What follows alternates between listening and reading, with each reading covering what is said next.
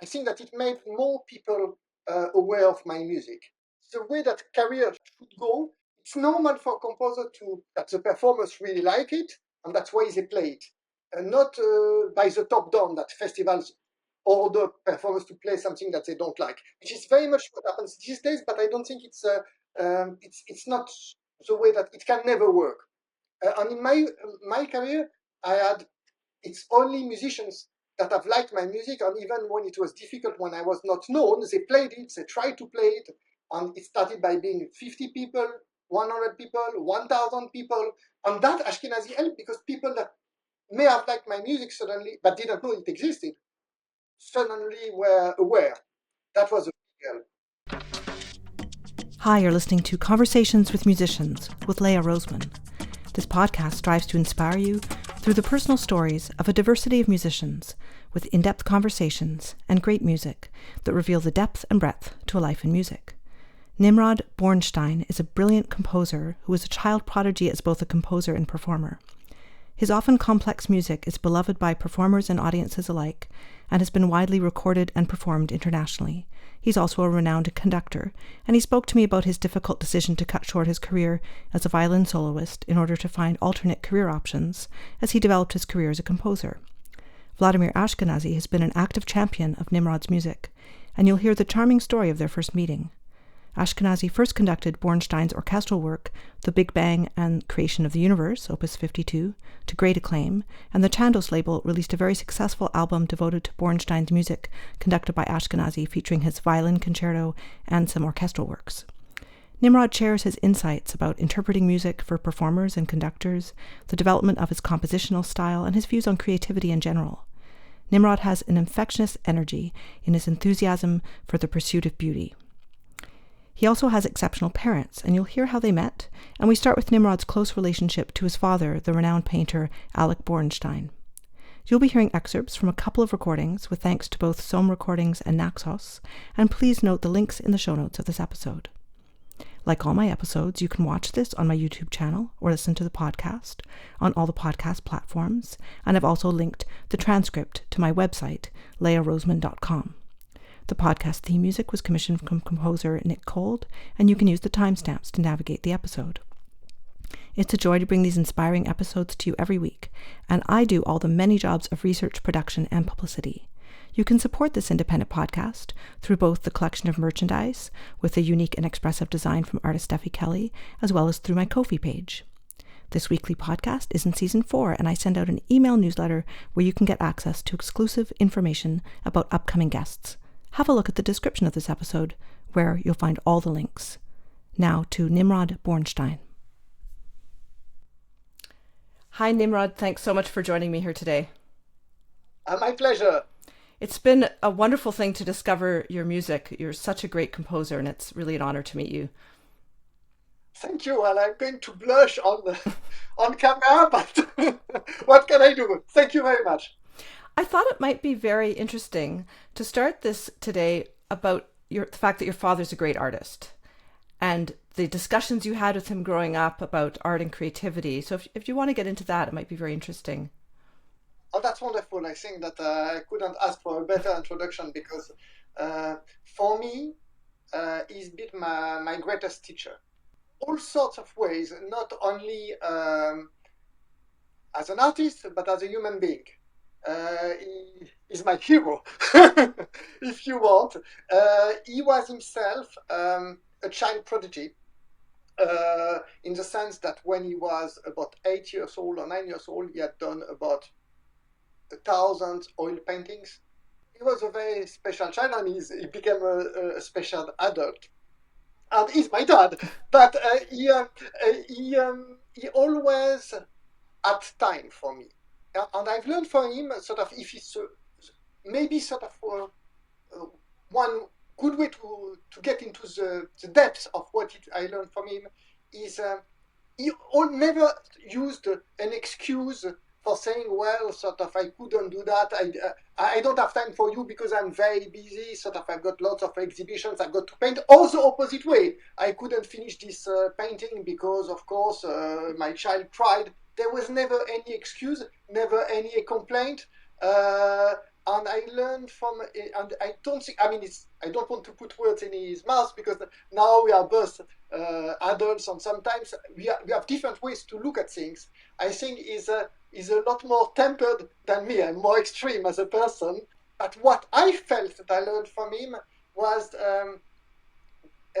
he really disliked academicism and pretentious ways, which is sort of totally the opposite. It's not means being modest, because actually being modest could be an excuse to be pretentious. Sort of you should aim for very high, but not take it personally if you want. It's not something egotistic.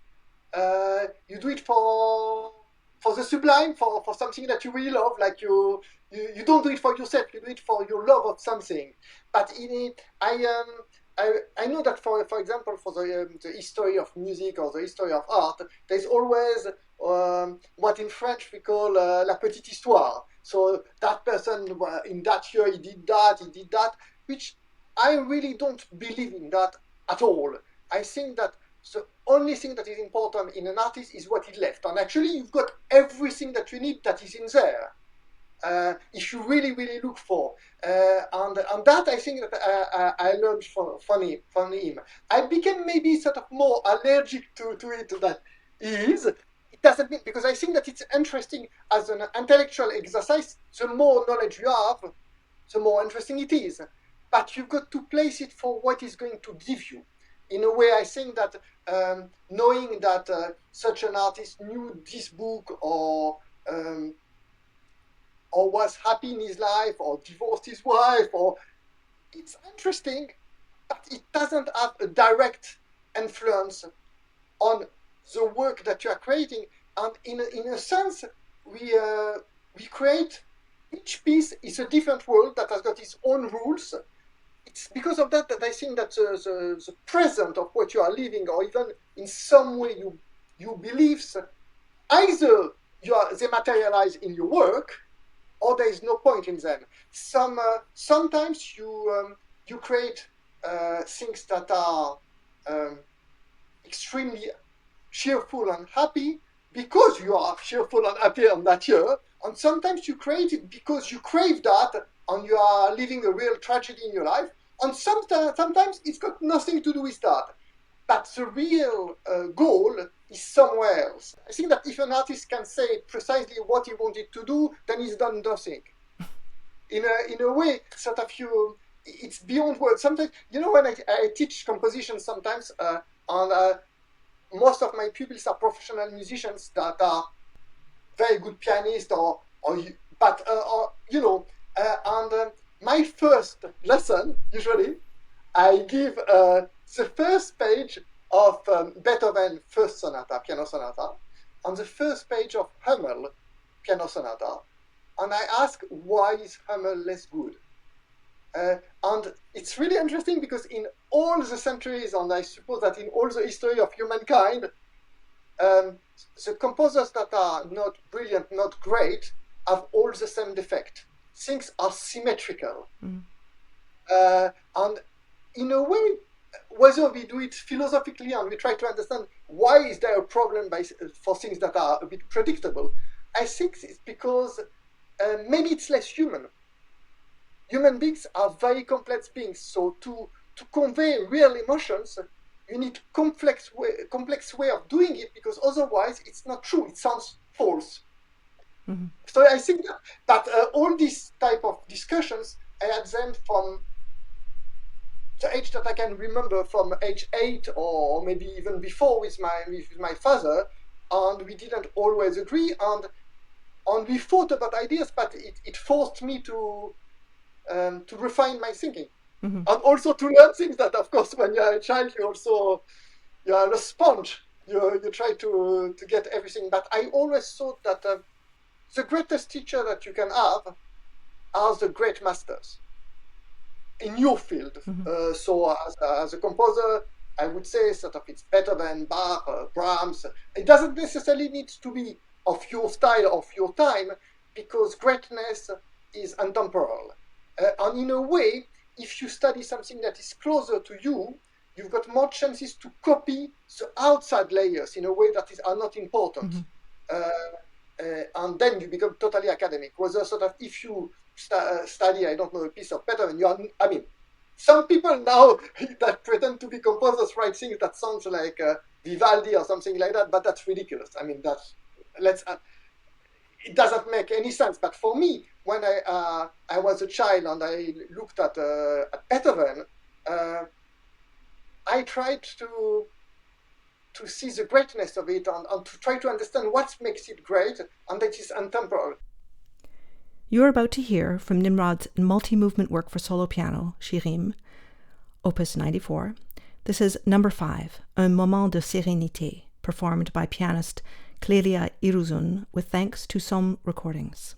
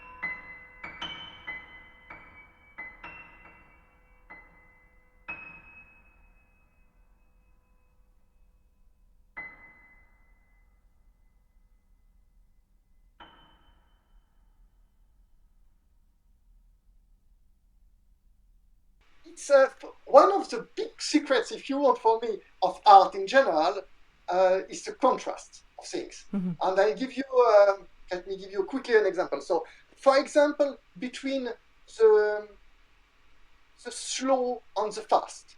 So you take, well, you're a violinist, so let's take Beethoven, a violin concerto. So it starts with pam, pam, pam, pam, so short and rhythmical. And then you get the melody. If it didn't have the pam, pam, pam, pam, and it started just by it wouldn't work. But is that different from something that is very different? You take another concerto, you take Bach A minor concerto, pam, pam, short, pam, pam, short, and then pam, pa, da, da, da, da, da, da, da, pam. It's the same concept. Mm-hmm. And then you could find it in Stravinsky. So conceptually, it's this change of time, of how you you play with this. Well, as a composer, I always think that sort of basically the two really things that are very precise in the notations are the notes and the rhythm.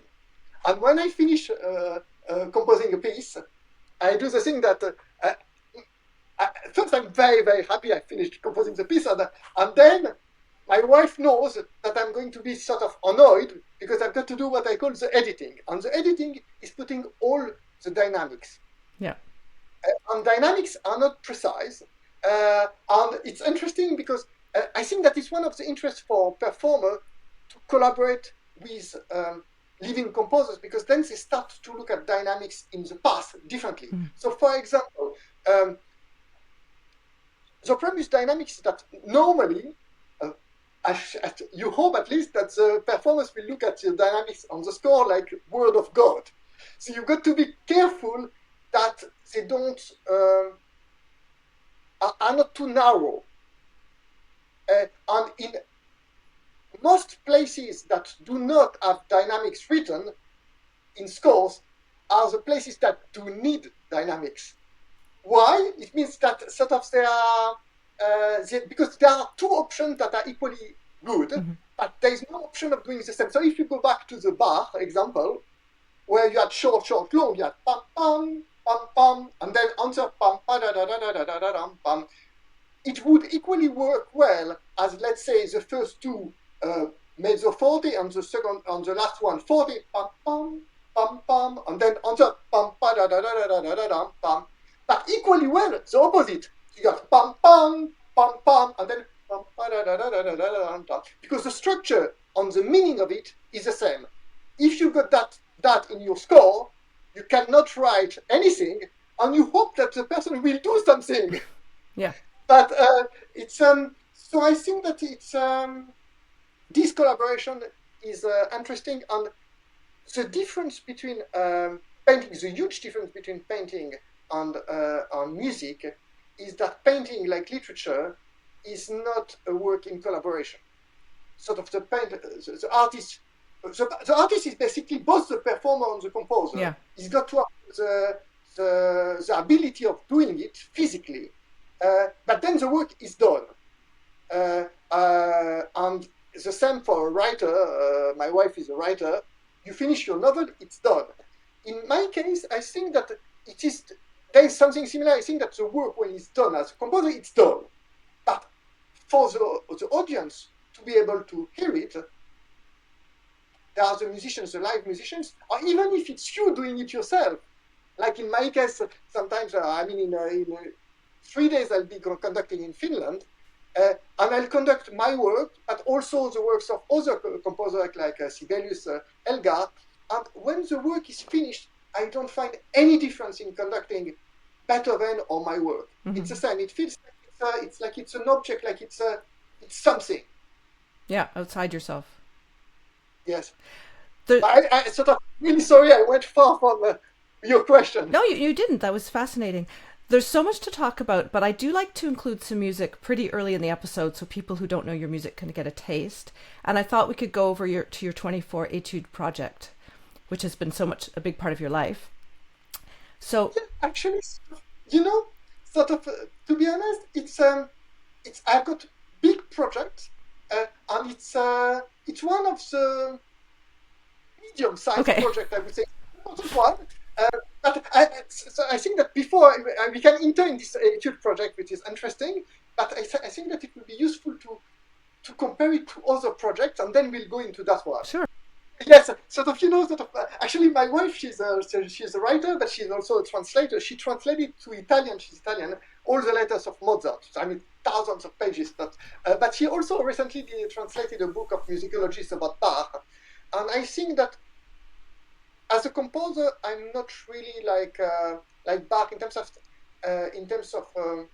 as a person who I am. I think when I was in my 20s and I had interviews, people ask me and say, who are your influences? And I would sort of say my goats are Beethoven, and I would feel that I was in that way. And with age, I came to think that I'm more of the composers that are capable of creating total darkness, but also feeric beauties. So the people like Mozart or Schubert, and they always exist. It doesn't depend on the style. And I'm more of this, so people that can be in total despair or elation. And I suppose I'm like that in life too. But on the other hand, sort of these people can be organized, and in that sense, I'm a bit like Bach with some project in some way. So I have there are a few things that I decided in my life as an idea. So when I was in my 20s, I thought, like Brahms, that I would write a lot of chamber music. Mm-hmm.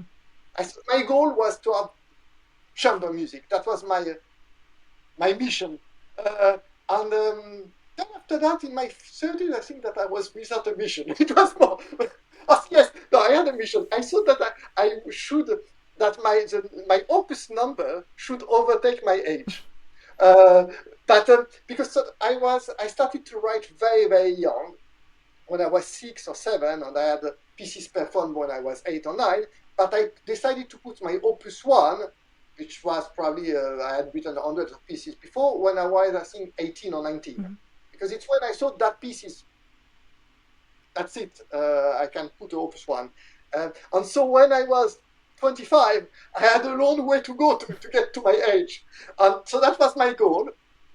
And of course, when you get older, then you don't want to get older.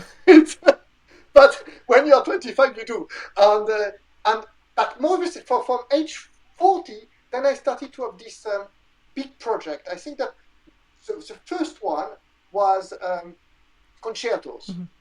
I had the feeling I loved, because when I was young, I thought that I would do 2 careers. I would be a soloist as a violinist and a composer.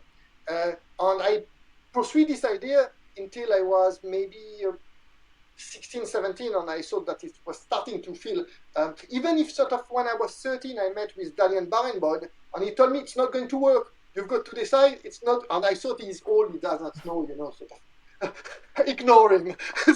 But when I was 20, it became impossible. It was always frustrated. Either I was feeling I was not composing enough or not practicing enough, yeah. And I was working 15 hours a day, and I decided, no, it's not going to work.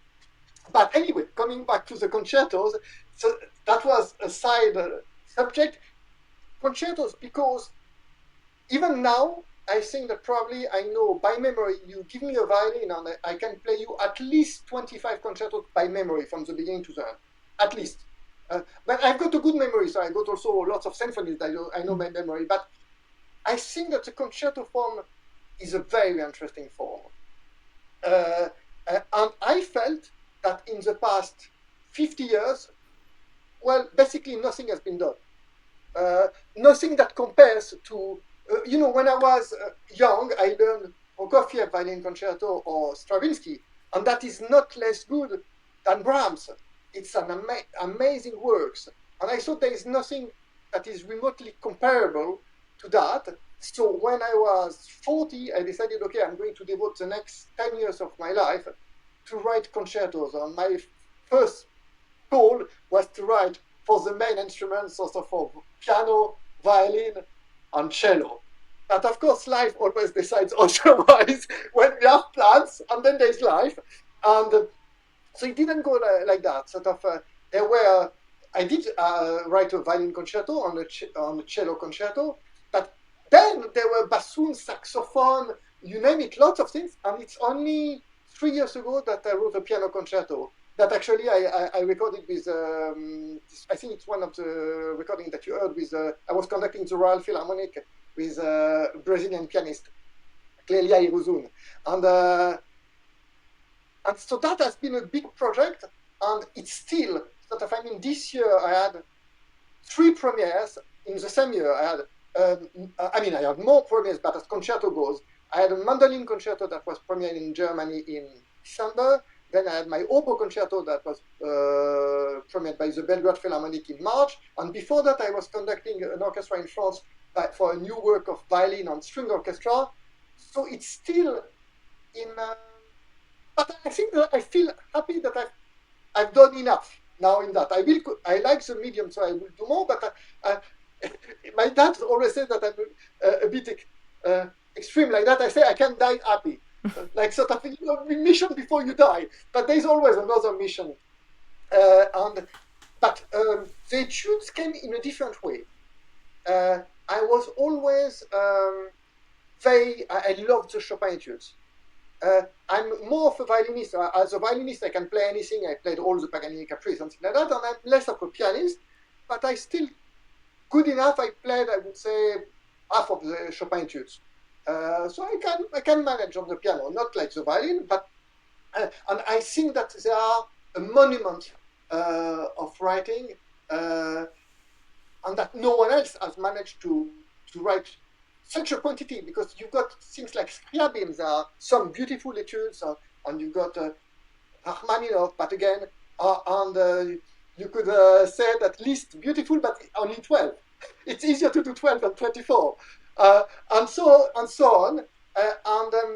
But it was not a plan at the beginning, because I don't think that I would have thought, even if I'm sort of, I'm very self-confident, but I think that it's not something that I conceived to do first, because piano solo was not my strong. I thought that it's not exactly what I do, even if I wrote many pieces for piano in the chamber music. But piano solo was not something I thought. But then what happened is that a day, maybe 10 or 11 years ago, there was a pianist, a performer, that wanted to play one of my pieces in France in a recital she was doing. I can't remember, one of the big halls in Paris, and she said, "Well, I'd like to play one of your pieces, but this piece has already been played many times, something like that, and it would be great if I could do a premiere, and I would commission." And I said, "When is the concert?" And the concert was, I think, 4 months or 6 months ahead. I'm never ever late for anything. My wife complains that we are too early at the airport or something like that, but I'm definitely not late for composing, because I want the thing to be perfect. And so I don't take, if I need 3 months, I ask for 6. And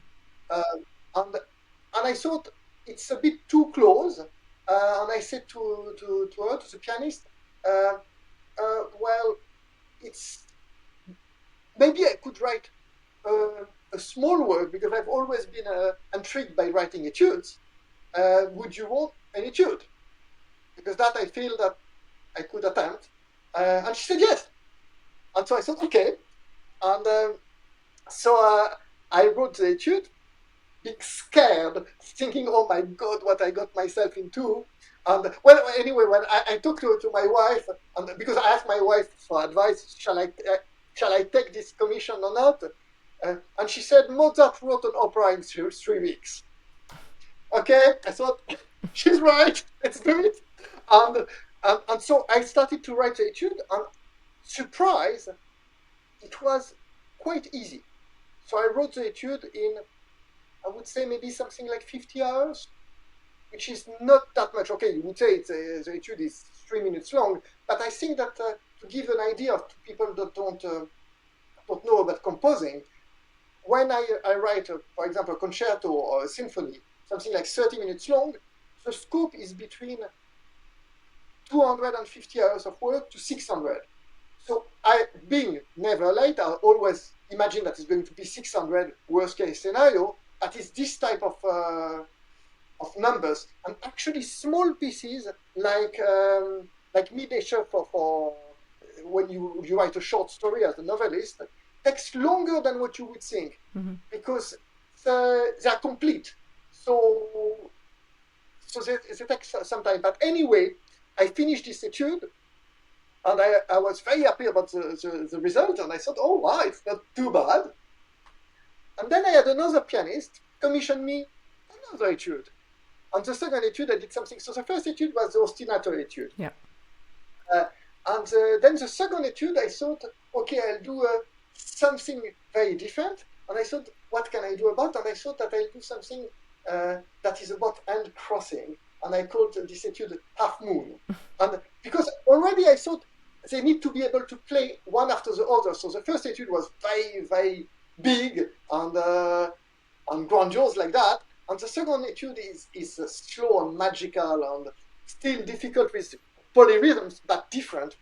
And after that, I did a really terribly difficult etude. If I write in order, I had that was called Tango Etude. It's a very exciting one, terribly difficult.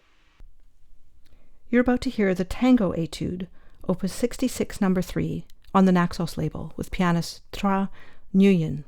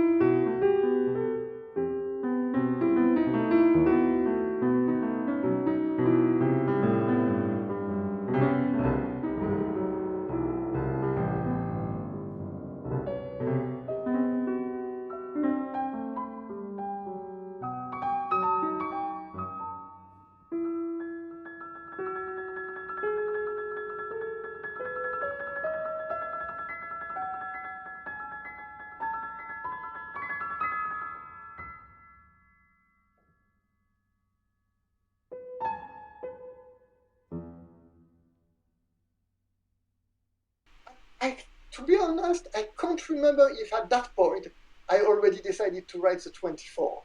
But it was around then that when I thought, oh, they are each really, really something, and I feel it, that I started to have a goal of doing 24. So it was, and now it has been organized in my head. So first I thought I would do like Chopin, 2 sets of opuses, like he did opus 10, opus 25. So I thought my first opus number was opus 66. And I thought I'd do 12 of these and then 12 of another opus. But what happened is that my main point of writing these 24 etudes was that each of them had to be a jewel, something amazing. Mm-hmm. And for that, I take more time in between. So what happened is that by the time that I was finishing my 6th etude of the opus 66, that was, but actually, because it was 666, I called it the Mephisto Etude. But then I was at the same time composing works that was opus 80. So I thought it doesn't make sense. By the time I finish the opus 66, I'll do 12, I'll be on opus 90 something, and then the opus number doesn't mean anything. Mm-hmm. So I thought, well, mathematically, I'll divide them in four sets of 6. Mm-hmm. And so far, I've done 6 of the opus 66, 6 of the opus 86, and 3 of the opus 93. Okay. So I'm more than halfway. Yeah. But it had slowed down because I've written quite a few concertos last year, and but it is a project, a long-term project, and now to add to another project, in terms of when you think about a few of the same thing. Now I've just completed my first symphony that has got a symphony name, because before I wrote a piece that is like a symphony but it's not called symphony. And it's called the Big Bang and Creation of the Universe, but it's basically a symphony in 3 movements. But this one, that was commissioned by the Svetlana of Charity, that I just finished is my symphony number 1, and I would like at least to be like Brahms and Schumann to do 4. Mm-hmm. That's my goal. If I can go to the next step after that, it's 9, because that's the next number. That is, I don't know why composers are so. There's always a link between, mathematics and composition or something like that. It tends to be that composers like mathematics, and so there are also the numbers. You were mentioning Chopin. We were talking about the Etudes, and I remember in one of your previous interviews you said something interesting, that you had heard something on the radio about Chopin, that actually he didn't perform that much. He was mostly composing. Oh, that I owe it to Chopin, because or to his life. Sort of, when I was desperate, I was 20, and I've got a lot of willpower. If I decide to do something, I will work myself to death. And if I think it's right. If it's a moral thing or if it's a work thing, I just will do it. And I was in my early 20s, and I was, like I said, desperate, because I was working 15 hours a day, and I thought it was not enough. And I was rational. I said, okay, now I'm 20, I'm not married, I don't have children, and I don't have enough time. I mean, it's not going to work. Obviously, there is a problem. But I couldn't quite bring myself to do anything about it. And then I was listening to the radio, and I can't remember which radio station, and they were talking about Chopin, that in total, in his life, he gave something like 31 or 33 concerts.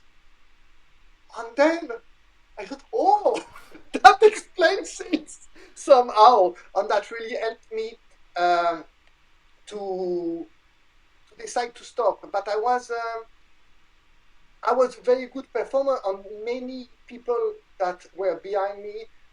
For example, I knew Tsifra, Georgi Tsifra, the pianist, and he thought I was a great composer, but he thought I was a great violinist too.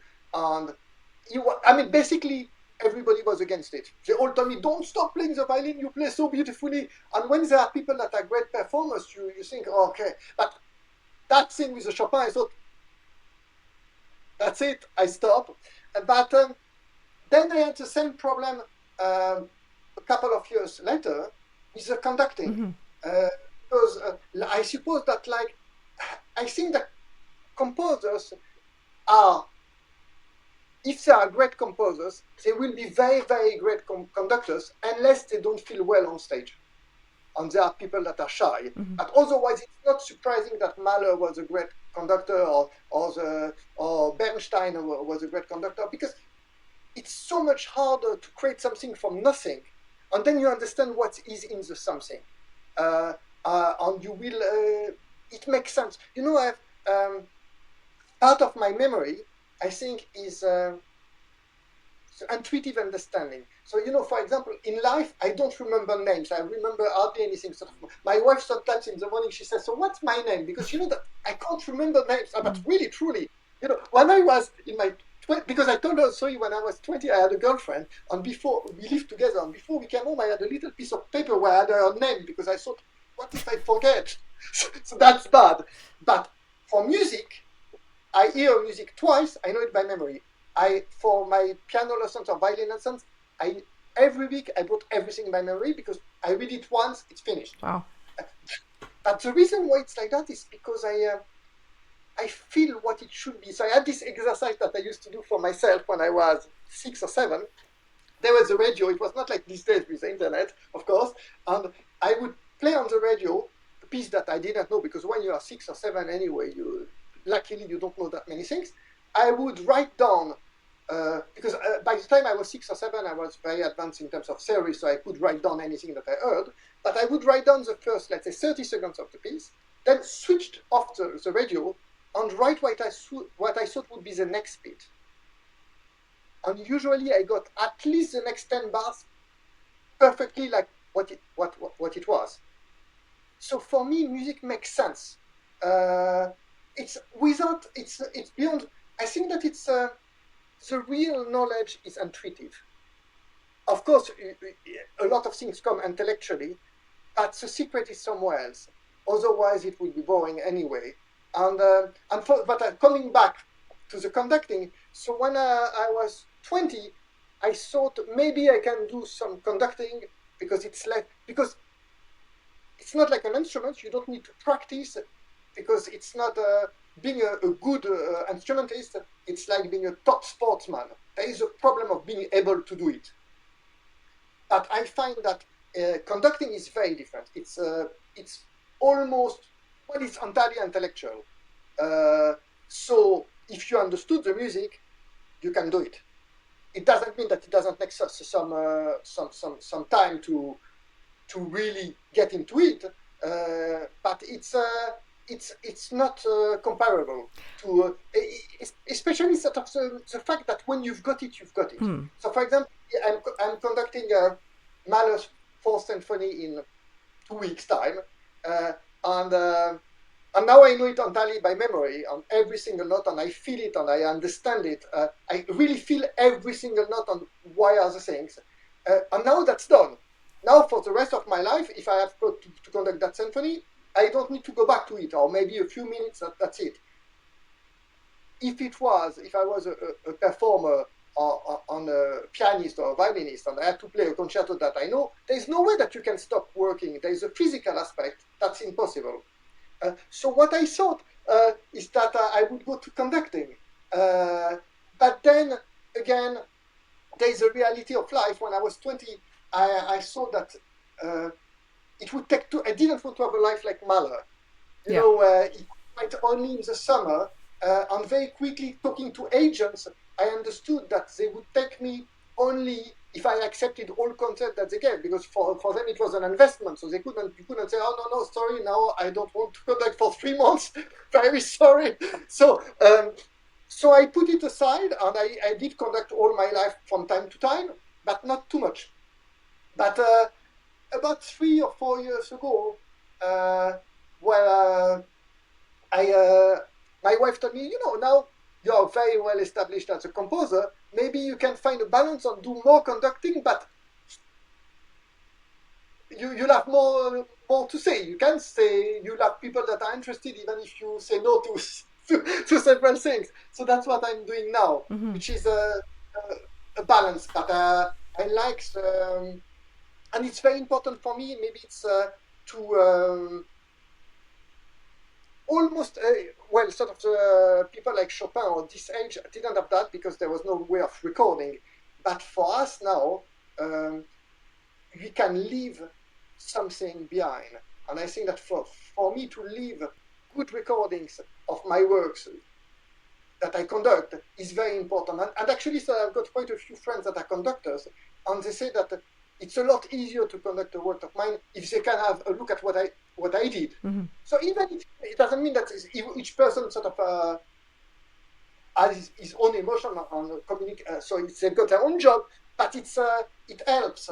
So for me, most of the conducting that I do will always have, well, not always. There are concerts where I conduct only pieces that are not mine, but usually there's one piece of mine in a concert amongst pieces of the great composers that I love.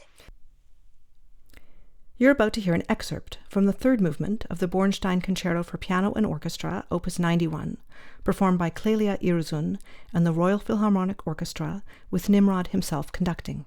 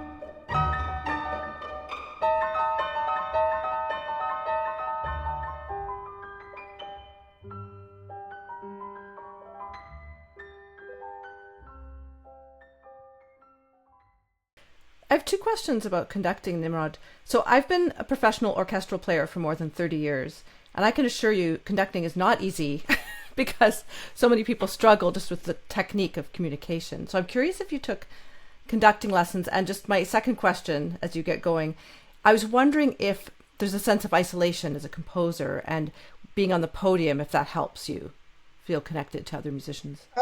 First of all, I think that the truth is that the conductor on the podium, so they struggle more with the understanding of the music than the communicating it. I've never found a conductor that massacred my music, that massacred because he couldn't communicate, that he didn't understand. It just doesn't exist. Okay.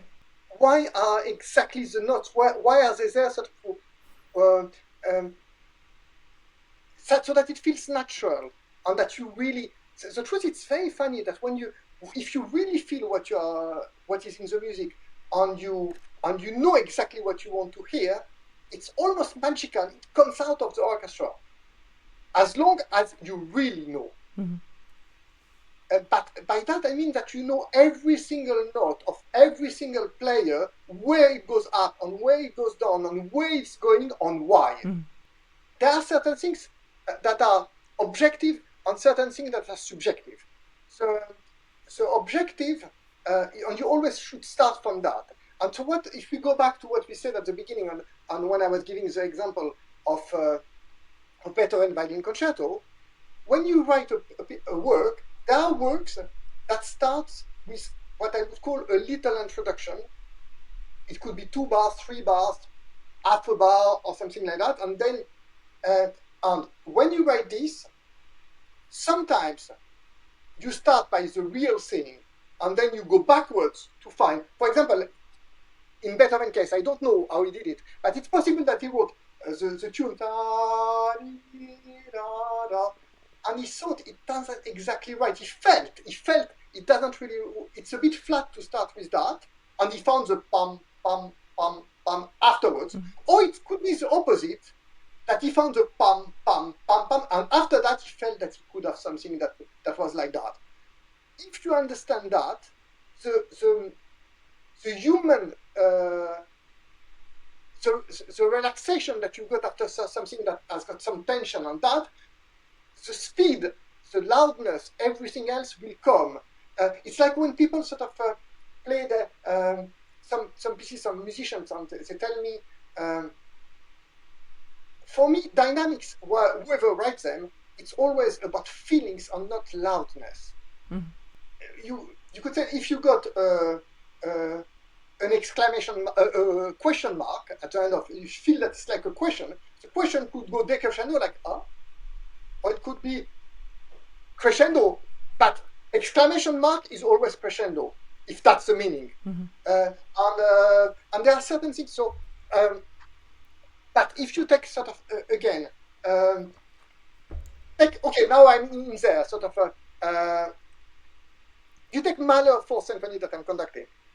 The beginning is sort of, you know, and then you go to flute, da-da-da-da-dum, bum, ba-da-da-da-dum, ba-dee-dum, ba-dee-dum, ba-dee-dum, and then da-dee-dum, and Mahler writes fortissimo on the flute. I've not heard yet any conductor do it, and he writes it specifically. And he writes specifically, but for me it's obvious, because it starts with something that is sort of like magical, otherworldly, pum, pum, pum, pum. And then you got pa-da-da-da-dum, pum, and then it builds tension, pa-da-da-da, and then pa-dee-dum, pa-dee-dum, pa-dee-dum, and it melts, and then it starts da-dee-da-da-da-da, and then pitch cello, pam. Now, why is there no cellos on the first beat of the da-da-da-da? Because suddenly it feels like it's suspended. So you had all the thing that was very visual, ba-dee-dum, ba-dee-dum, and da-dee-da-da-dee, and then bum, bum, da-da-da-da-dee, and then ba-dee-da-da-da-da, and then bum, bum, bum, bum, bum, bum, bum, bum. But it's if you that's a short example, and then also when he writes to slow down or to slow down a little bit, and why it's all human things. So it's like you wrote a novel, and if you are a great composer, everything will make sense, will be natural in some way. And if you are a bad novelist, like a bad composer, I think, imagine that you write a novel and it talks about this character, he's called Paul, and he's got a nice life, a nice wife, and sort of he does his own thing, and suddenly, sort of page 35, he goes in the supermarket and kills everybody with a machine gun. You are a bad writer. That wouldn't happen.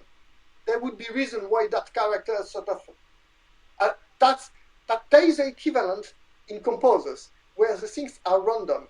It's very, very difficult to get there, but it's, in my opinion, it's why it's a lot easier to perform masterpieces than non-masterpieces. I know that a lot of teachers these days think the opposite, that they are wrong, and it's why we have bad performances.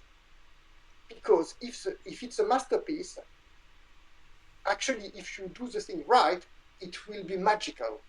And if it's not, you can make it better, but it will never be sort of the perfect thing that is it's magical. So it's in that sense that I think that it doesn't mean that it's not a lot of work, especially because you need if you've not written the work, you need to first know all the music really by memory. I think that memory is. It doesn't mean that you perform by memory necessarily, but it has to feel natural. It has on every single note of it has to feel natural. So you would say that I'm not saying that it's easy to be a conductor, because actually it's very difficult in that sense, because there's a lot of work behind. But there is not sort of the sportsman.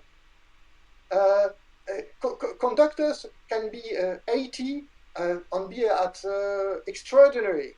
I mean, you can ask sort of any violinist, even the greatest of all times, to play Paganini Caprice age 80. It doesn't work. It just doesn't work. Even sort of you take Rubinstein, that was probably the eldest pianist ever. So okay, he could play amazing things when he was 88. And I can't remember. I think he was 88 when he played better than Emperor Concerto. But there is a difference between playing that and playing Chopin Etudes or something like that. There is an element that is physical. Mm-hmm.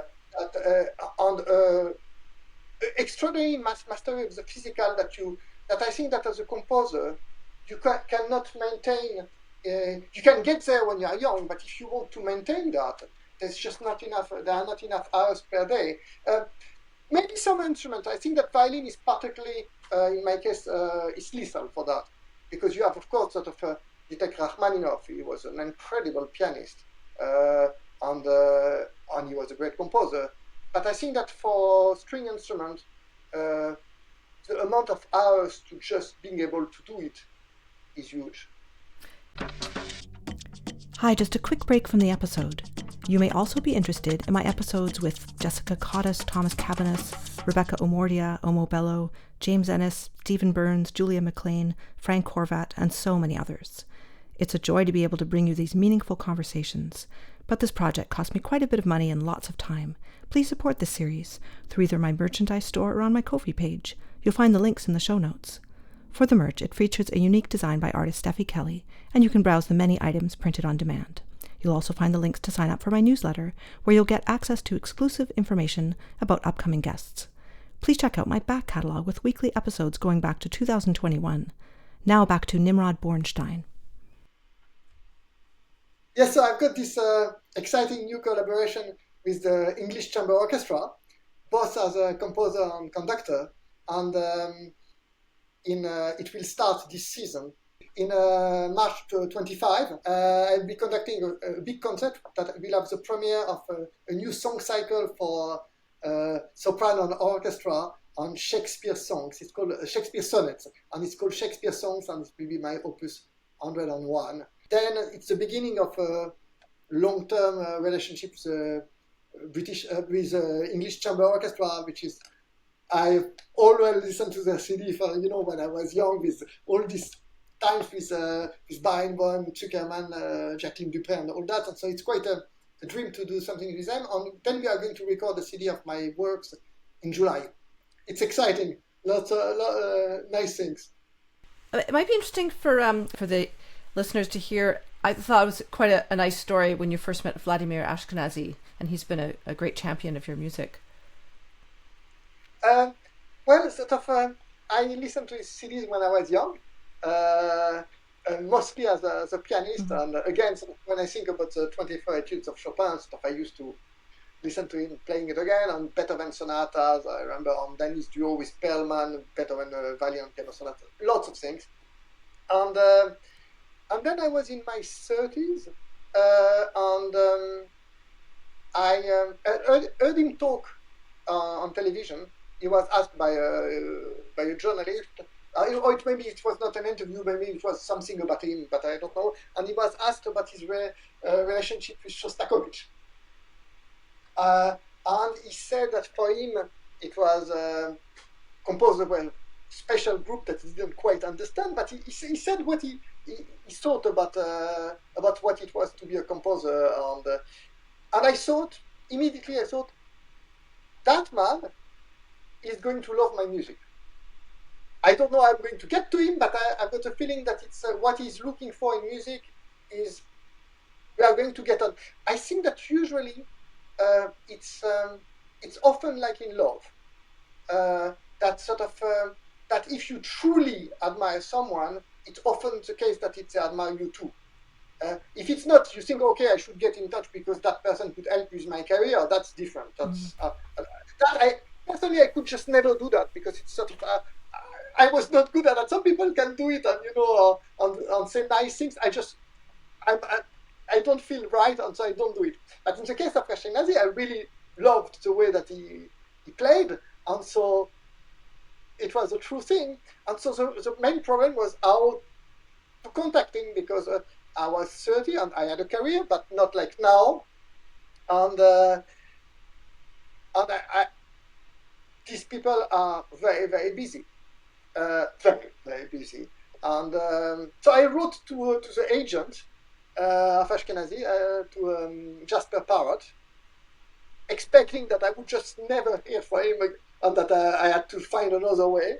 And then 2 days later, I received an email back from Jasper Parrott saying, Maestro Ashkenazy is very interested in meeting you, but he's super busy and he can offer you 5 minutes on that day after the rehearsal. And I think, great, super.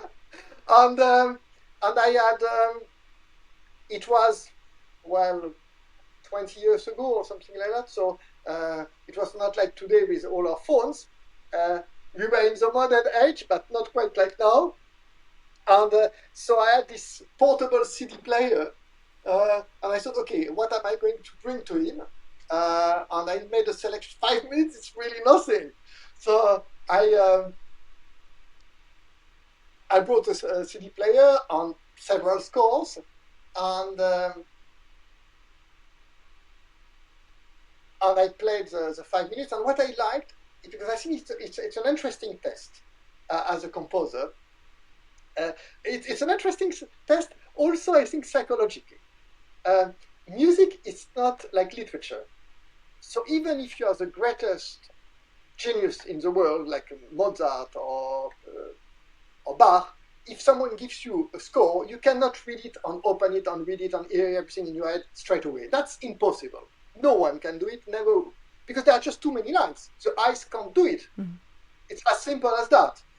So you've got the conductors that you bring them the scores on the recording, and they tell you, "Oh, I don't need the recording; I can hear in my head." And it's just so funny because I know that they can't, and how can they think that I don't know that they can't? It's just bizarre, but it exists. But when I arrived to Ashkenazy, anyway, he said, "I said, do you want the score or do you want to listen to the?" He said, "No, play the music." And I thought, that's exactly what I thought about him. A man that has no problem, he just wants to hear the music. And so we play the 5 minutes, and after the 5 minutes, I say, "Thank you very much, maestro," and I'm glad. I said, "What? That's it? You don't have something else?" I said, "But your agent said." "Oh," I said, "Agent, no, we can't continue." So I had more. So we played the music for an hour and a half or something like that, and suddenly he looks at his watch and says, "Oh my God, I've got to dinner with my wife, I forgot." And then sort of I drove him to his wife, to the hotel, and it was, I think it was 2 weeks after I started to drive, and I was a bit afraid because it was in London, and it's not like these days that you've got, sat nav and you can put it, and I thought, in some part of mine, I thought it's quite funny.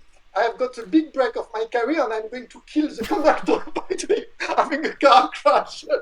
But no, he was really good. He told me to return because he always used to go to the same hotel. Okay.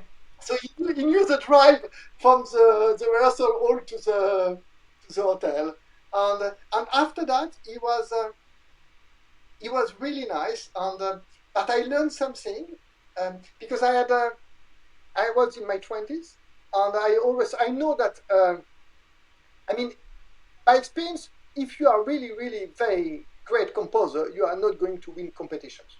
It's not going to happen because it's not like playing. Even in playing, it's not always easy, but in composing, it's almost a no.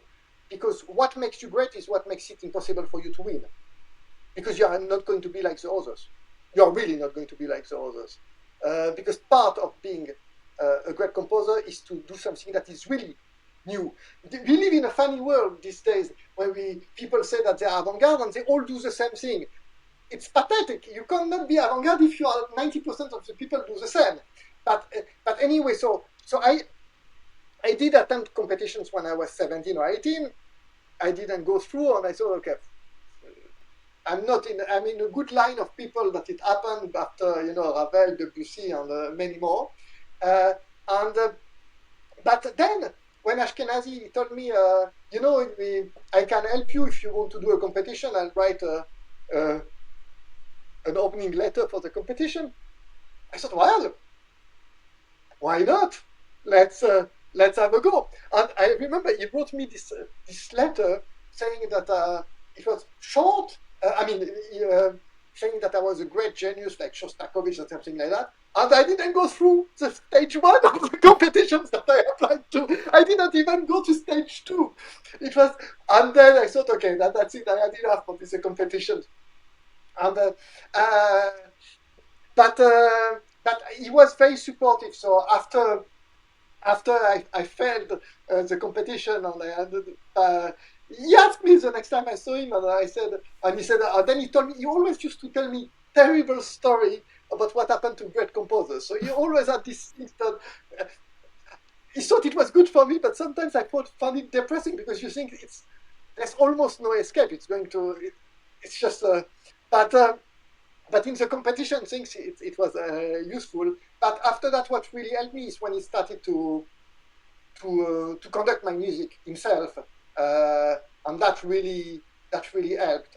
Mm-hmm. And that's I think that it made more people aware of my music, because I think that the way that career should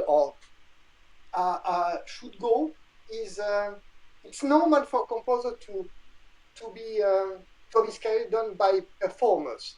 That the performers really like it, and that's why they play it, not by the top down that festivals order performers to play something that they don't like, Mm-hmm. which is very much what happens these days. But I don't think it's not the way that it can never work.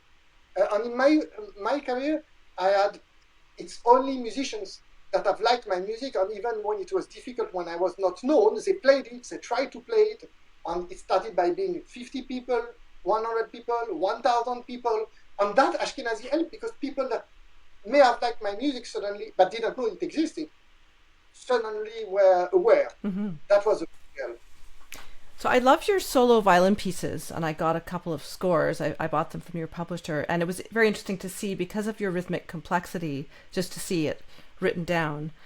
And I'm curious, is that element, like using polyrhythms, was that always part of your writing? It's an excellent question. Always is a difficult word. I think that no, not to that extent. I would think it has. It's a thing, sort of. It's when you look at yourself in the mirror every day and you don't see the changes, but 10 years later you can see it. I think it's the same with style. It's not something that is forced. It's when I was. If we talk about style, because it's a good point. So when I was a young child, when I was 8 years old or something like that, I had. At that point, my heroes were Prokofiev and Shostakovich. But I had never heard about Schoenberg, which is fair enough for 8 years old, because there's not, especially in violin, there's not much to play. And I came up with 12 tone. I didn't know it existed, but I found the theory for myself, and I started to write. I remember I showed it to my composition teacher. He was not really a teacher, he was the head of the conservatoire. And he sort of laughed. He must have been 50 or something like that. And when I told him I had invented this 12-tone thing, he just smiled and he told me, "You're not the first." But anyway, I was really upset about that. But I continued to work in a way that had a 12-tone system, but my own way of doing it. It was very melodical. But melodical in the Beethovenian sense, not sort of nice melody like Rossini. Not that I've got anything against Rossini, but I think it's not to the same extent as Beethoven. And I did that until I was in my 20s. And several other things came to play, like clusters, tone clusters, and all sorts of things that I explored. But the main thing that I think that for me, and that's what, when we started our conversation about my dad, I think that an artist, the main thing, one of the main things is that he has to be new. And it was always, even when I was 6 or 7, creating is not pastiche. It's not that you do something. If you do something that resembles from another composer, you are not the composer. And that is a very important point. And so it was very important for me to find my own voice. And at age, when I was 15 or 2, this way of doing it was the only way that I could find something that sounded different. And that was my way out. And when I was in my 20s, I found that actually sort of the problem with that I found with this 12-tone on clusters is that I thought that I could have works that were very powerful and even beautiful melodies and things like that. But I would say that they were all in black and gray, because sort of all sort of different dissonances. But I saw that they could not, for example, they could not express. I'm not sure if at that age I would have put it that way. At happiness or certain type of emotions. Of course, as a composer, it's like you've got millions of ways to be happy. And if you are Schumann, you are happy in a different way than if you are Beethoven, and that's a given. But you should be able to if you are a complete composer, you should be able to express this emotion, your emotion at least, in music. And I felt that there was a problem with that. And I was writing my string quartet, Opus 11, if I'm right. And suddenly I wrote something that I thought, oh my God, it's tonal, it sounds like Mahler. And I thought, that's it, it's horrible, I'm writing like Mahler. I felt really bad. So I went out. It was, it was a long time ago. There were no mobile phones, and my parents lived in France. I lived in London, and I needed to talk to my dad. So I went to this, it's all in all the films. There were still the red boxes where you could phone from that in London. I went, I knew I didn't have very much money, so I put a bit of money, and I phoned my dad. I say, listen, something dreadful has happened. I'm in the second movement of this string quartet, and it sounds like Mahler. And I said that like sort of, I got cancer, I'm going to die in 3 months. This type of, I felt like that. And my dad asked the first good question. He said, maybe you feel like it because you are so much against anything that is tonal, that the fact that it's got some type of tonality makes you think about that. But is it really? He said, go back home, and what you do, you listen in your head to what you've done, and then you listen to Stravinsky, for example, I don't know, Le Sac du Printemps or something like that, and you think, is it more modern or less modern? And then you also listen with Mahler and things like that. I said, wise man. I say, okay, let's go home. I go home, I open my score, I open a score of Mahler, and I compare it in my head, and it's definitely more modern. And then I say, okay, Mahler passed, one down, Stravinsky, and I think, okay, it's more modern than Stravinsky, but I can't exactly put the finger on it. Why? But there is something that is different. So I can let it through, even if I don't, I'm not a musicologist, I don't need to really, I should maybe, but sometimes I think that it can be sort of doing a type of psychoanalysis of what you are doing may stop you from doing it. Yeah. So I thought I leave it as it is. And so that started something, but I think that the rhythm came gradually. I think that for me, sort of the way that I think that there is a truth. I'm sort of the philosophy, I'm probably like the old Greek, like Aristotle, or I think that there is a truth, whether we see it or not.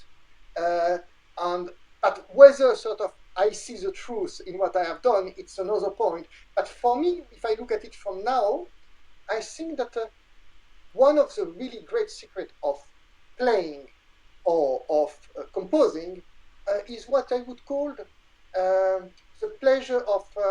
and I think that that's why actually Freud understood art more than a lot of philosophers, that it's all about tension and release. I think that's an essential part of art, on so contrast. And I will come to the rhythm because they have got something to do with that.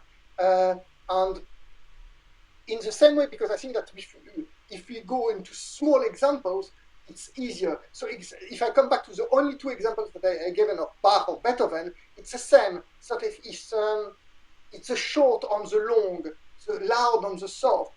But in my case, I think that I wrote a ballet a few years ago called Suspended. That's a piece for the ballet. And I was really lucky. It got more than 300 shows and things like that. And there is one of the, it's basically 8 long pieces that go one after the other. And one of them is called Suspended. because I think that this feeling, it's a little bit like you're on a bicycle, you pedal, then you stop pedaling and it continues. I think it's the same pleasure that we got when we do surfing or when we do skiing. It's human beings feel good about this type of things. It's magical. And now, how do you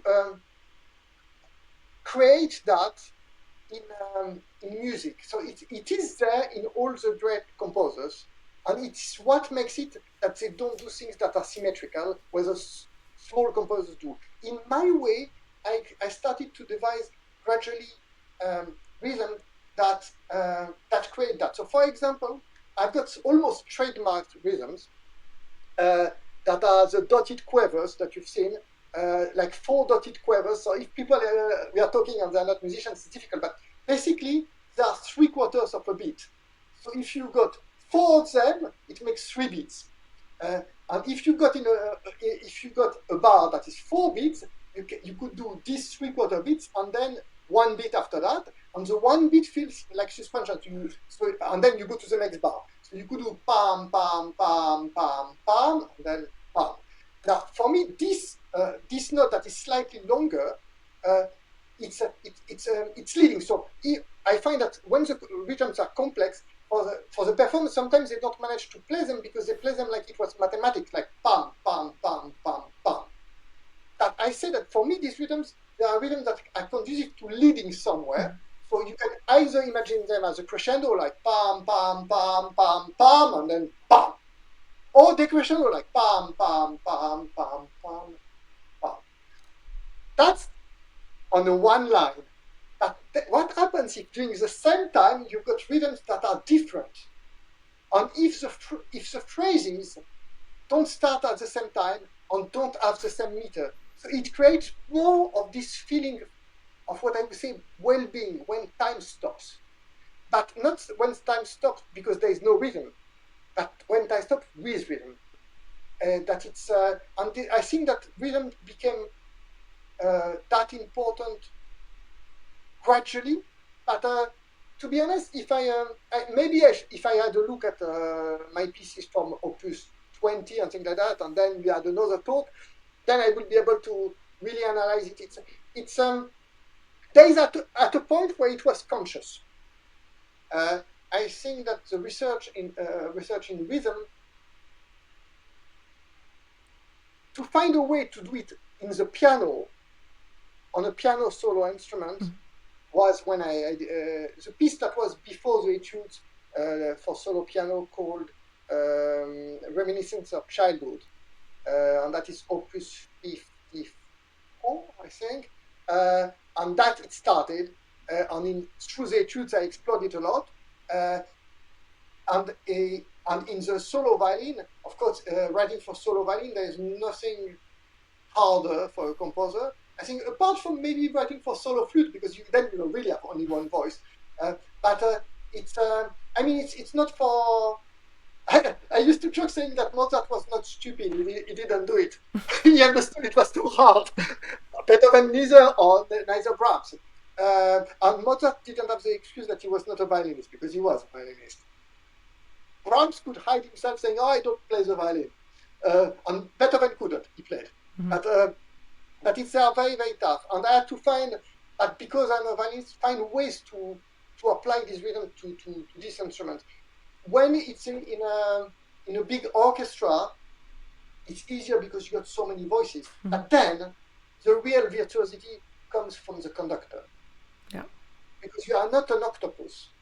And you might have the brain of an octopus or with your 9 brains or something like that, but you have only very few things that you can do physically, and you try to communicate sort of with your arms, but maybe also your shoulders, and that, so that the rhythm feels right.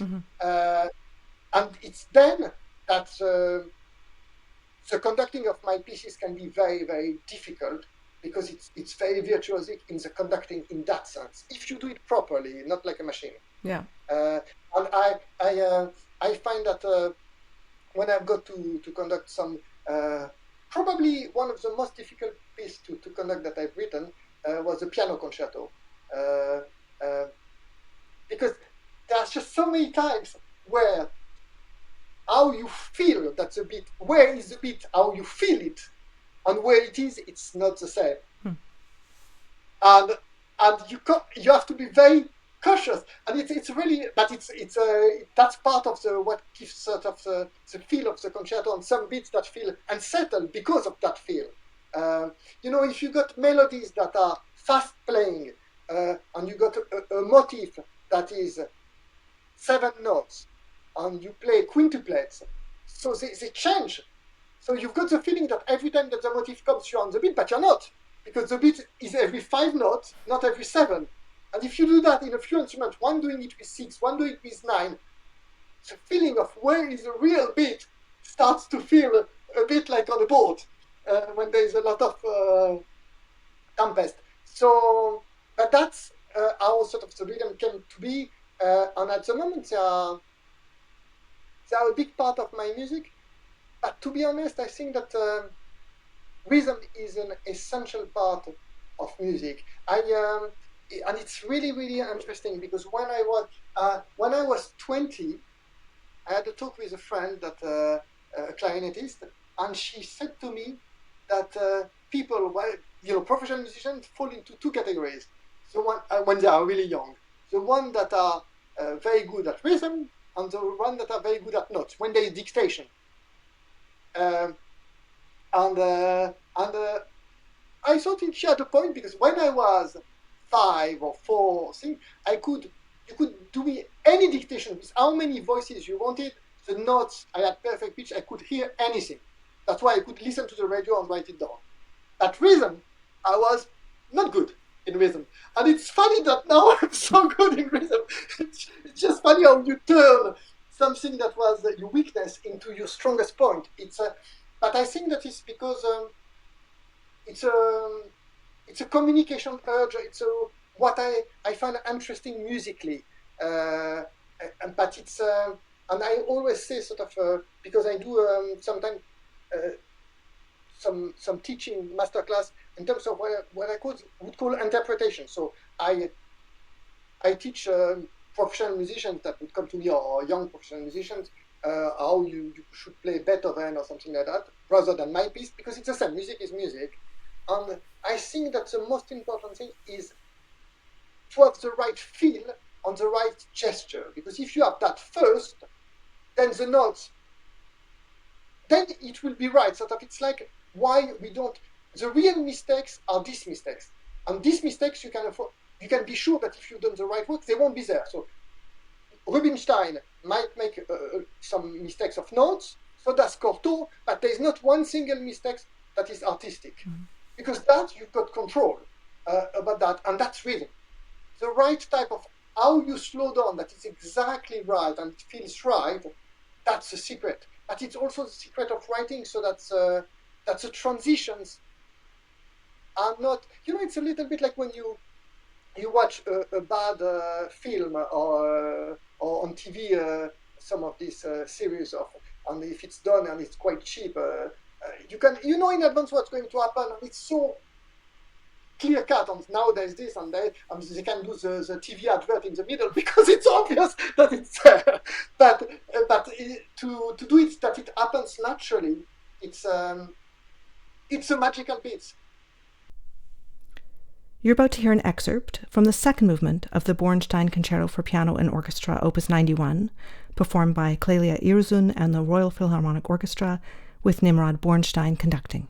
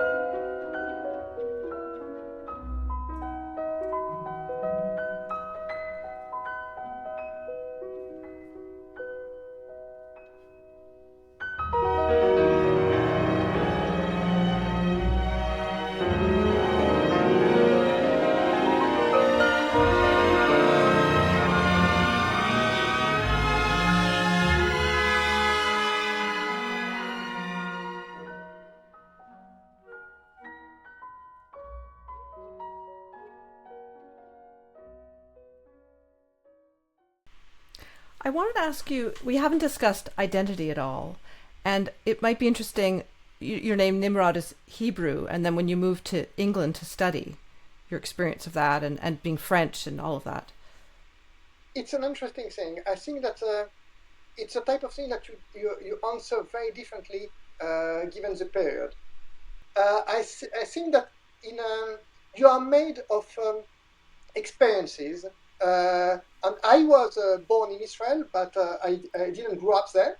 I was there the first 3 years of my life. And then after that, my parents were in France because my mom was French. And I was in France until I was about 18 years old. No, I was 18, and then I came to England to do a master's degree at the Royal College. And since then, I've been in London for over 35 years. When I was 30, when I had interviews and people asked me about my I had the first time that it happened was actually I think more than 20 years ago. I was commissioned a piece for the Jewish Music Festival. It was at the South Bank Royal Festival Hall, and the woman that commissioned me the piece, that was the head of the Jewish Music Institute, said, "So what is Jewish about your music?" And I sort of said that if there was anything Jewish about my music wouldn't be worth anything. That what I was trying to do was to do great music. Like Beethoven was not German music, it was just great music. But because that annoyed me. But I think that if we look at it on a broader sense, I think that you choose who are your gods. And for me in music, it was very much, and I suppose still is, the German school of music. So Bach, or German or Austrian, but German world, Bach, Beethoven, then Mozart, Schubert, Brahms. Doesn't mean that I'm not very close to others as well, but these were really what I would put on top of everything. And I thought like that, and I thought that that's my main influence. And I thought like that until I was in my 40s, and it's not through the music itself that I started to sing differently, but through when I was showing performers how to play it.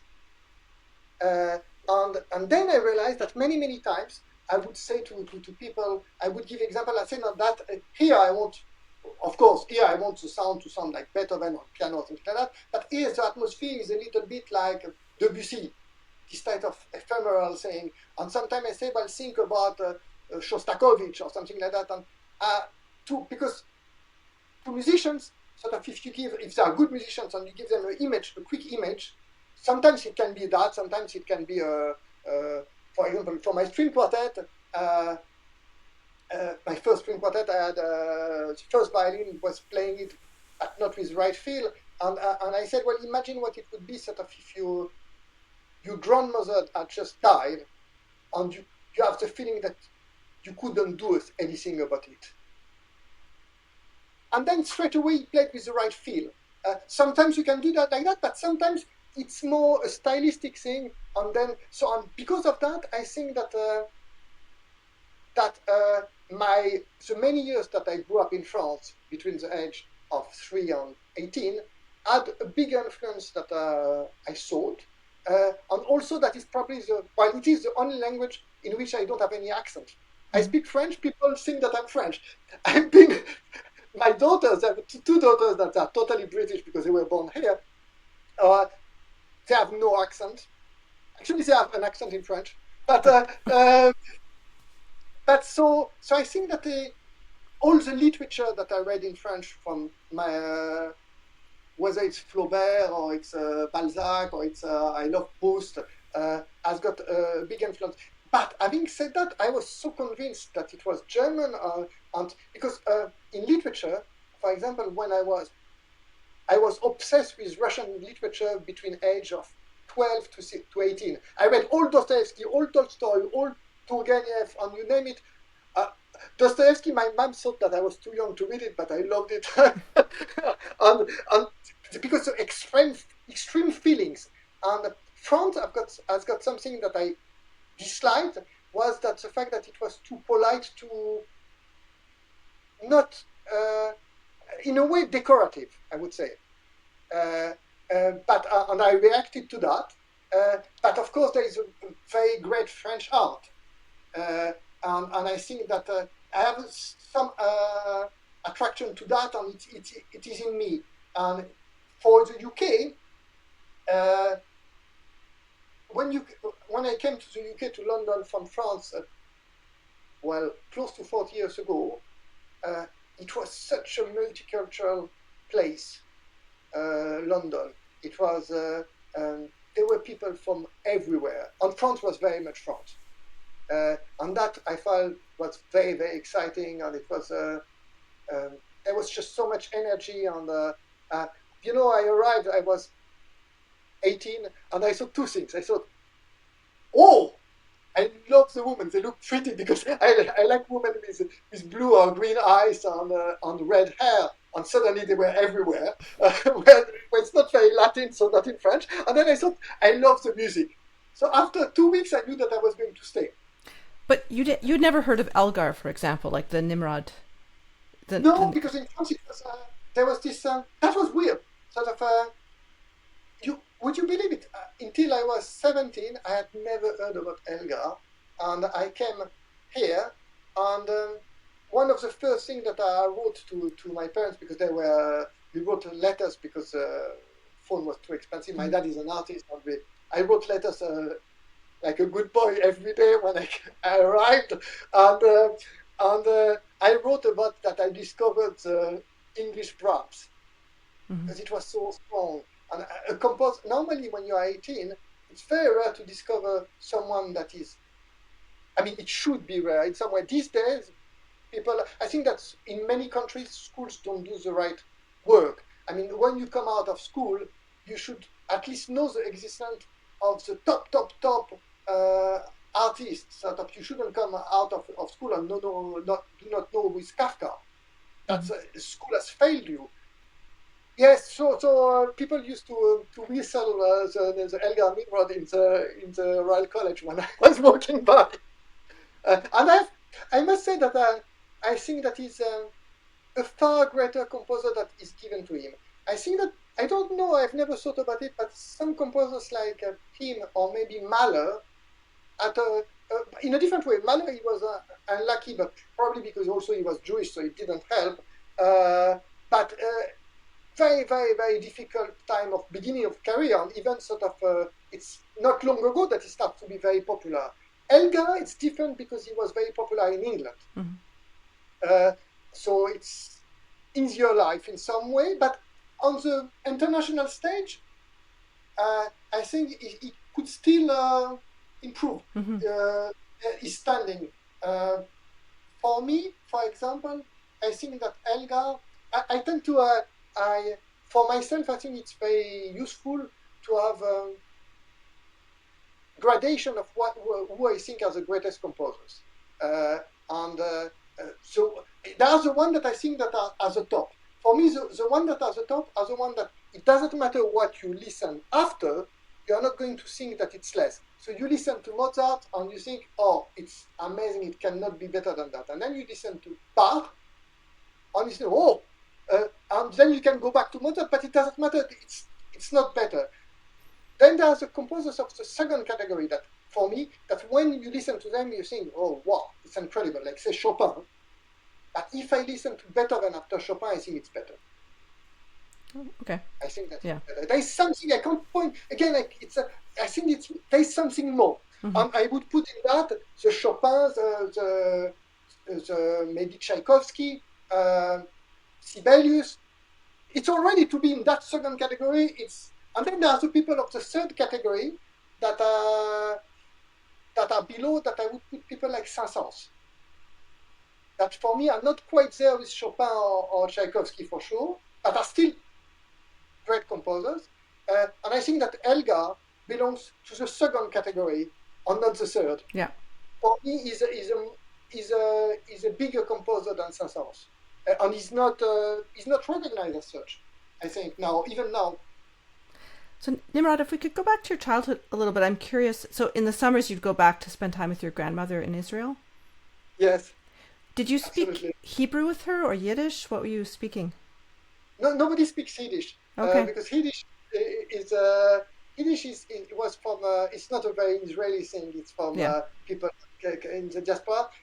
When I was really young, my mom met my dad at a concert when she was because would you believe it? There was still anti-Semitism. I mean, now it's a nightmare. But she studied at Sciences Po, which is one of the grandes écoles in Paris for political science.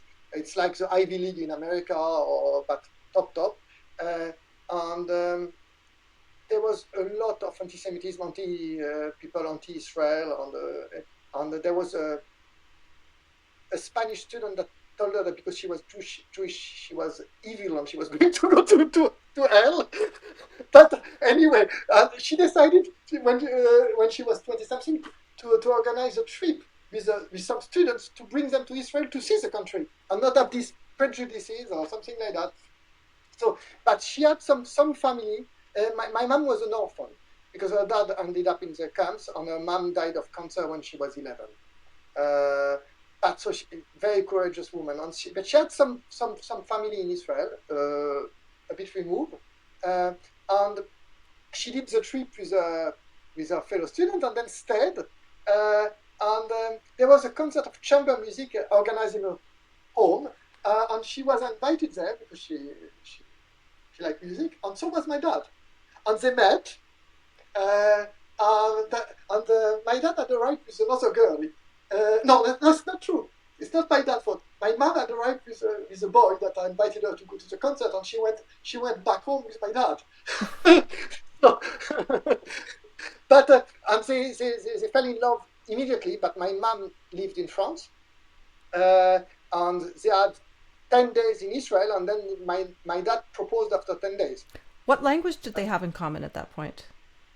My dad didn't speak French. My mom didn't speak Hebrew. They both spoke broken English. Okay. Really broken English.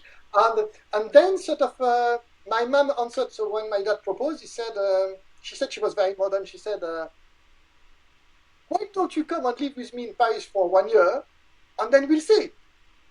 I can't.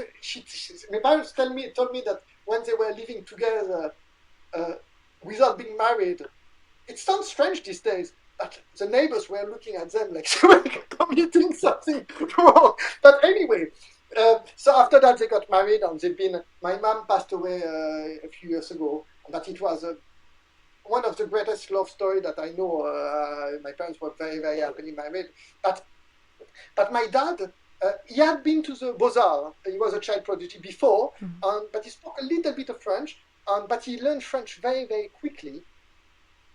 And so what is strange is that when I was born, even if I was born in Israel, there was this theory, at that point that you do not confuse children in speaking several languages. They bought this book by Dr. Spock about raising children, and it said, whatever you do, don't speak 2 languages. So they spoke French to me, because they were expecting that we were going to stay in Israel, but they stayed only 3 years. So I didn't learn Hebrew. And when we came, after that, there were a few years where we couldn't come back because my parents didn't have enough money. Because it meant 3 flights to Israel and back. So between the age of 3 and 9, we didn't go back, and my grandmother used to come. But then she would try to speak French to me. She spoke 6 languages. Okay. None of the languages that she spoke well, she spoke sort of perfect and would read books in German, Russian, on English, because she was from Poland, but she spoke many languages. So when I started to go to Israel at the beginning, I didn't speak Hebrew, but children. You play on the beach, and I think after 1 year, I spoke Hebrew, sort of maybe beach Hebrew, but yeah. I don't know. It was fine in terms of managing. I never learned to read or write. I can sort of, it's really funny because if I speak to some Israeli people and we can know each other for years, and then they write to me in Hebrew, not having a clue that I'm totally analphabetic, because in Hebrew I'm totally fluent now. Mm-hmm. But I can't write or read. So it's that's how it happened. Interesting. I noticed you wrote a piano book for beginners. You have these videos. Is that coming out of your experience as a parent? Where did that come from? No, it's not at all. It's it's when I stopped being a violinist. And when I was a violinist, I would give a concert and I would get $1,000 or more for a concert, and it was a good way to live. And then I stopped. And suddenly there was not this income when we talked about being just a composer. And I thought I need to find a way to earn a living. And for me, it's in terms of what I write, there has never been any compromise. I write what I feel is right, and so I wouldn't write commercial music or something like that. I think that it's the worst thing that you can do as a human for yourself. So I thought, okay, I'll teach, and also it's more flexible. So I had children that I taught piano and sometimes on violin, and there was these parents that came to me because I had heard that I made miracles. I find that conducting and teaching is similar. I was able to bring children that were just beginners to the level of 8 years of piano in 1 year. So very quickly I got a lot of pupils, and I got a call from these parents saying that they just arrived in London from New York, and could I teach the child? And I said yes. And so what's her name? Things like that. And they said she's 3 years old. Okay. And then I had a look because I had not had this experience of that young before, of if there was any method or anything to start, and I couldn't find anything at all that was intelligent. Or I thought they are not. It's a human being, a 3 years old human being that was able to learn language and things that complicated. You can start to play straight away with both hands, and you can read. It's quite impressive, but for that it needs to be to make sense. So I thought that I will have a method where you started with the right hand playing 2 notes, and the left hand playing 2 notes, because how difficult can it be to have 4 notes? And then you would add 1 note every piece gradually. And being a composer, I wrote the 20 pieces in 1 afternoon, because that's not really composing. That's a nice tune sound, and at the beginning, every time that I was teaching someone, I would sell them the self-published book, and then after that, for many years, I didn't publish the book because I thought it would look bad. I thought people will look at me and think, "Oh, he's a teacher" or something like that. I don't know. I had this thing in my mind, and my wife, when we married, she saw that I was teaching our daughter with this book. She said, "But it's fantastic. Why don't you have people benefit from it?" And I said, "Oh, but people will." And she said, "Ah, what are you talking about?"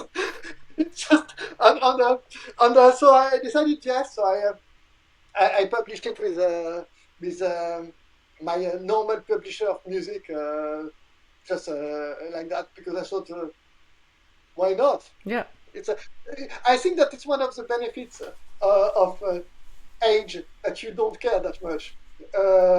Maybe it's also that there's also probably a truth in it, that when you're established, people are less likely to work on you just because you've done something like that. If you're 25, any reason to put you down on, it's not easy being 20.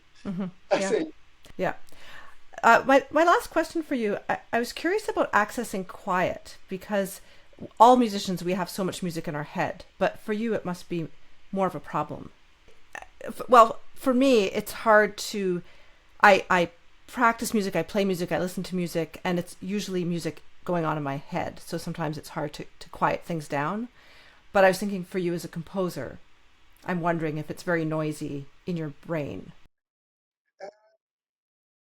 I'll try to answer honestly. I think that when I found that a few of my friends musicians that are not composers, you always found that you probably find that yourself, or at least many people that I've known.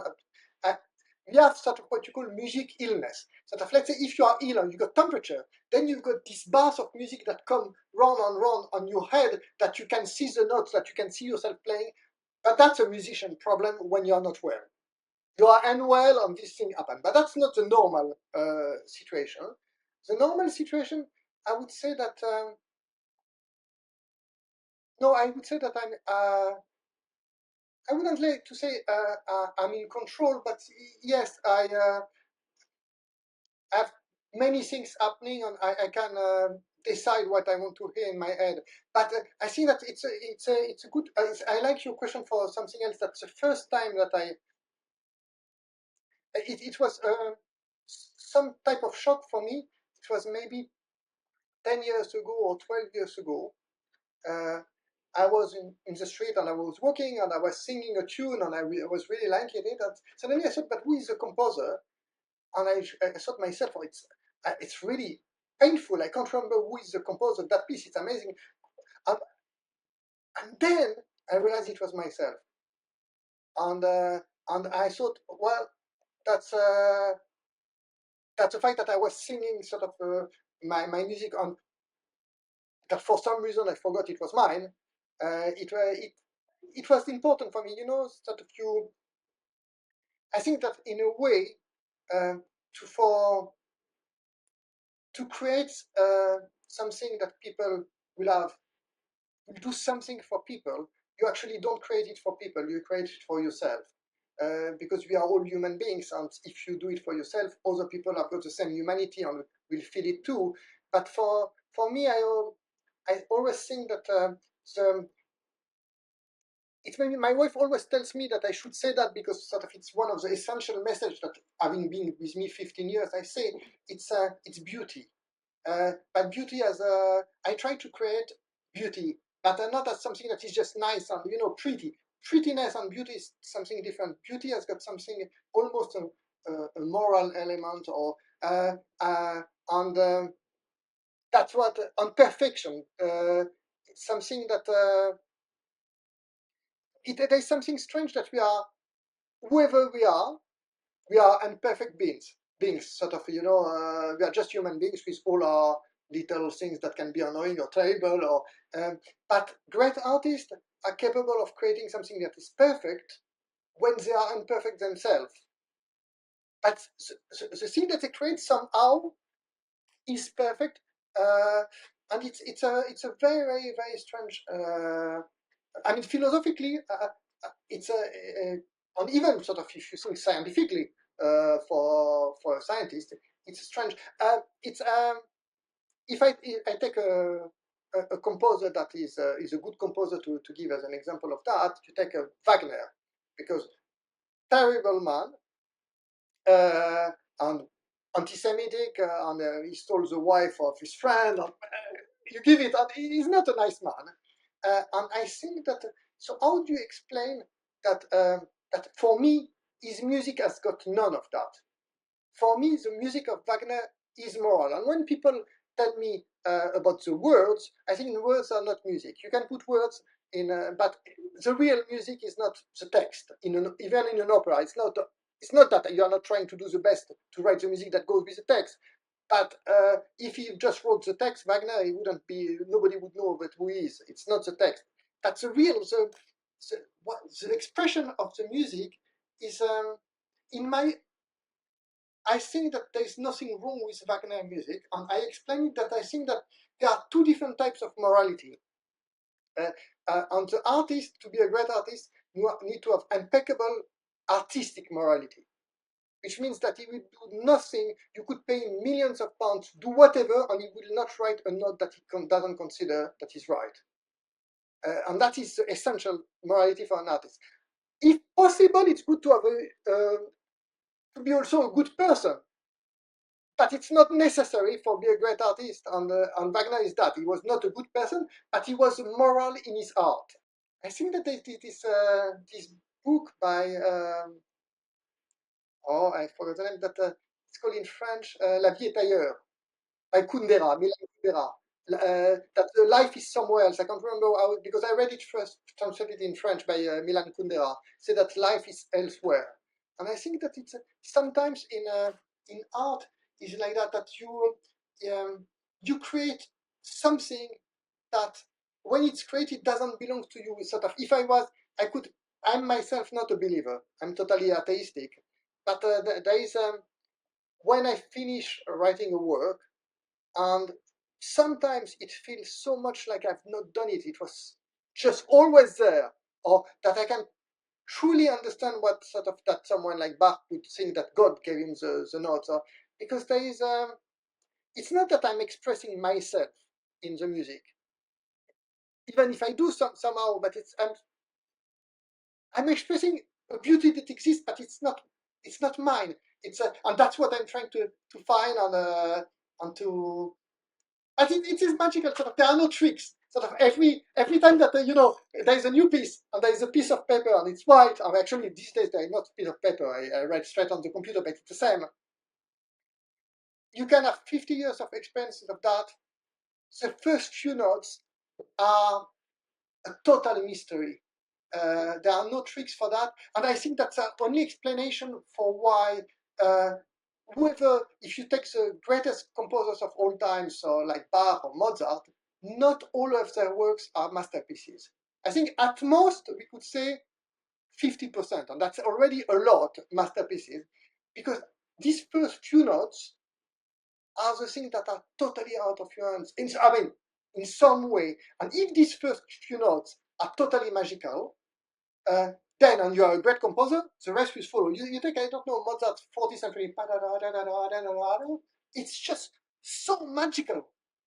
It's but not all the symphonies start like that, and if it starts less magical, there's nothing that you can do. It will maybe a very nice work, but it's not to be, and it's the first few notes, and when there is a white page, it's quite scary, the white page. I think it makes it interesting, but it's so scary. Well, on that note, I'll just say thank you so much for your time today. It was really inspiring to talk to you. I hope you enjoyed this episode. Please share this with your friends and check out episodes you may have missed at leiarosman.com. If you could buy me a coffee to support this series, that would be wonderful. Or you can browse the collection of merch with a very cool, unique, and expressive design from artist Steffi Kelly with notebooks, mugs, shirts, phone cases, and more. I'm an independent podcaster, and I really do need the help of my listeners. All the links are in the show notes. Have a wonderful week.